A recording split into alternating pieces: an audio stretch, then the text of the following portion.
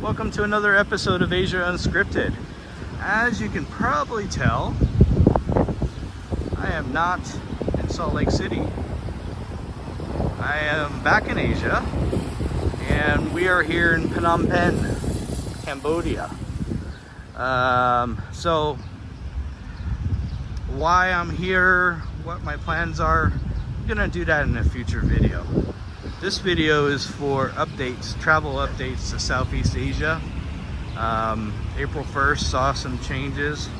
So let's start here in Cambodia. So starting the 17th of March, visa on arrivals became available again. So meaning you could fly into the Phnom Penh airport and get your visa there. So for a tourist visa, that is $30. You just hand them your passport and your $30, and you have a 30-day visa. A tourist visa can be extended once for another 30 days, and then you have to go. If you want to stay in Cambodia longer, you need to get something called an ordinary visa, and that's also available at the airport. It's $5 more, $35, and people have been here for months and years on the ordinary visa.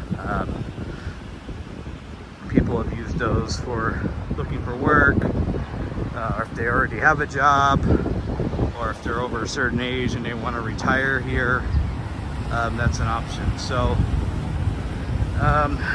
yeah, so this is one of the spots besides the Philippines where you could stay long term and not get hassled about it.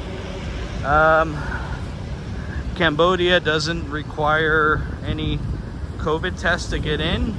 You do need to show your proof of vaccination. You need to be fully vaccinated to get in, but you don't need to take any PCR tests, any antigen tests. Those were eliminated, scrapped back on March 17th. Now, let's see, Vietnam. Starting March 15th, they allow tourists back in again. They don't require any proof of vaccination, which is very interesting for Vietnam. But you do need a PCR test at least 72 hours before departure, or an antigen test 24 hours before departure. The bad news about Vietnam, you only get you can only get a 30-day e-visa for tourism, and it is not extendable. So 30 days and you're done. The old days of the visa on arrival, getting a visa at the embassy or consulate, that's not available at this time for whatever reason.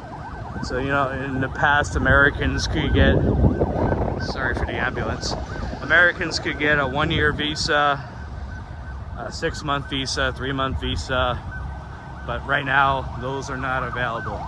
They may be available later in the coming up weeks and months, but for right now they are not available. So you see right here, like in Vietnam, they have one of these outdoor gyms, which is kind of cool. And today is kind of a cool day. Cold front came through last night, so instead of it being 95 degrees Fahrenheit, it's like 85 today. So that's the reason why I came out to do this video. So we talked about Cambodia, we talked about Vietnam. Thailand just scrapped their pre-trip COVID tests. So you don't need the one before your trip, but you will have to take a PCR test on arrival into Thailand. You still need the Thailand pass, you still need the insurance, you still need to stay one night in a SHA plus hotel. So you know, things are getting a little easier in Thailand, but not as easy as I would like it to be, because if you arrive in Thailand, you take your COVID test and it's positive, guess what? You may have to spend time at the hospital if you have symptoms. If you don't have symptoms, they may let you stay at home, but I don't want to take that risk. So until Thailand scraps the testing, I won't be going there anytime soon. Philippines, still the same pretty much, except now you don't need that EED document that you needed before. So you can get into the Philippines now easier. You still need the insurance to get in. You still need to download that app and upload some information and take your COVID test. So you can't get into the Philippines. It just takes a little work. And people have been renewing their tourist visas already. So that's the best option if you want to stay in Southeast Asia, because you can renew that for up to 36 months. So that will take you through 2025 if you decide to go to the Philippines route. Singapore just made things easier to get in.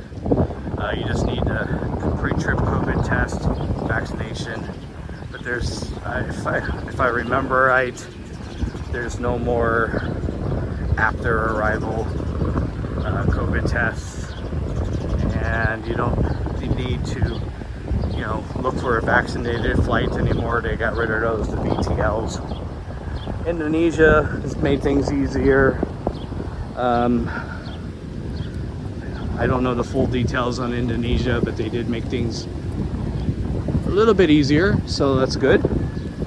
So yeah, if you want to come over to Southeast Asia, you do have a lot more options than you did even 2 months ago.